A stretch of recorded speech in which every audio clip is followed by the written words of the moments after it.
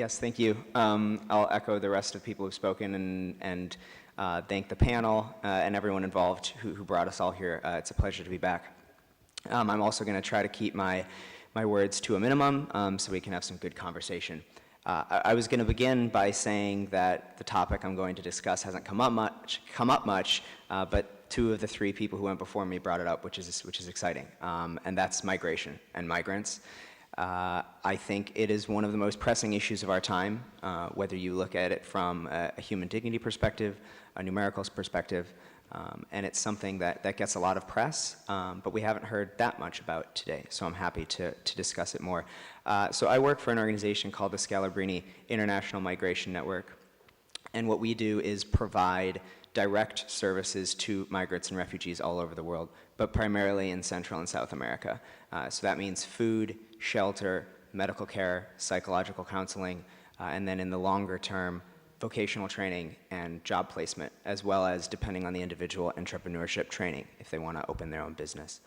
And we end up serving around 300,000 people a year, and over the last decade we've served over 1 million. So although we don't have a lot of name recognition, we serve a lot of people on the ground. And one of the things that has struck me from the beginning, from when I got involved in migration issues, is the overlap with human trafficking. Migrants and migrant populations are among the most vulnerable people in the world.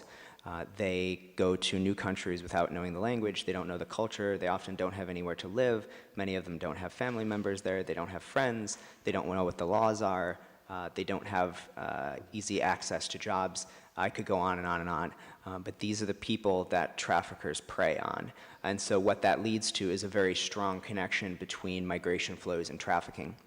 And just quickly, I want to share a couple of examples to illuminate that. The first is something that Vanessa will talk about a little bit more in the next session. But Eritrea in Africa has a system called national service, whereby everyone between the ages of 18 and 40 is required to serve supposedly about 1.5 to 2 years of military conscription. The reality of the program is far more of a forced labor type situation. People are essentially forced at gunpoint to build roads, build schools, build homes for government officials, mine, log, et cetera, et cetera. And that violates a number of international treaties that, ironically, Eritrea has actually signed. And my point here is that program has caused mass exodus from Eritrea, especially among young people who are trying to avoid national service.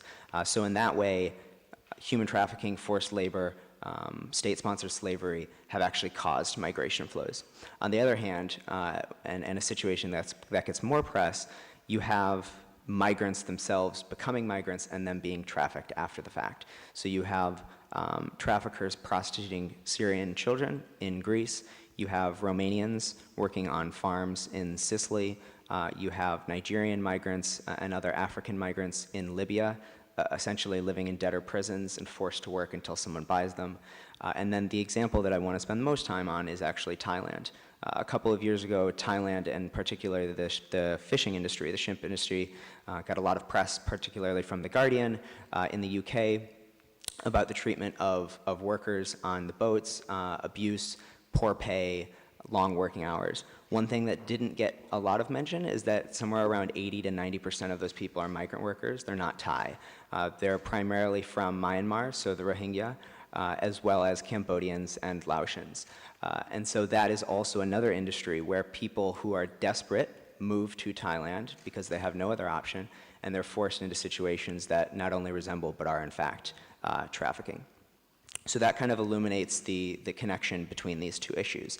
And so to get to the partnership discussion then, what SIM is trying to do is break that chain. We are trying to help migrants put roots down and make sure they don't have to make the decisions that so many people unfortunately have to make today. So what we do is, as I said, a number of basic services, food, shelter, medical care, et cetera.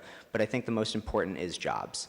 And that means that we need to partner with businesses all over the world to make sure that the people in our welcoming centers, the people going through our schools, that they have jobs once they leave. and once they graduate from our programs. So Chile and Brazil, for us, are the best examples. We have a digital database of companies that have expressed interest to us in hiring migrants, about 10,000 of them. And over the last 10 years, in just Chile and Brazil alone, we've found about 20,000 people jobs. And if you expand that to 20 years, 30 years, you're talking 50, maybe even 100,000 people, not just in Chile and Brazil, but all over. And so that is a very clear way in which we have to work with the private sector, because if we didn't, we would be training people for nothing. There's no use in giving somebody a skill if they're not going to be able to earn money for it. And then they're going to have to turn to a trafficking situation anyway. The other example of partnerships is something we're working on right now, which is actually trying to engage players in Major League Baseball. And to give a little bit of context there, Venezuela, I don't know how much many of you know about the situation there, but the country is in many ways on the brink of civil war, or at the very least extreme civil strife, and is already there, in fact. And that has caused millions of people to flee the country over the last couple of years, which is a big deal for us because the vast majority of our programs are in South America. So what we've done is looked and said, okay, what is a new population of people that might be interested in helping us? And so we identified some baseball players for that. So that I bring that up because it's kind of an out-of-the-box idea partnership. It's the kind of thing that we, when we started thinking about it, it was, our first thoughts were, well, we'll probably ask them and they'll probably say no because they probably get asked all the time. But that was not the case. I think we assume that celebrities and people of status get asked for things all the time, and some of them do, but a lot of times they really do want to help, right? So this partnership, which is, as I said, is still developing, is something that came out of us having the courage to simply ask, and people are now starting to say yes. So those are a couple examples of the types of partnerships that we engage in. So with the private sector, making sure that the people we serve have jobs at the end of the line, and then looking at populations of people that may not seem to be obvious contenders for partnership status, but are actually really excited to work with us. So I'll stop there, excited to hear where the conversation goes, and thank you all.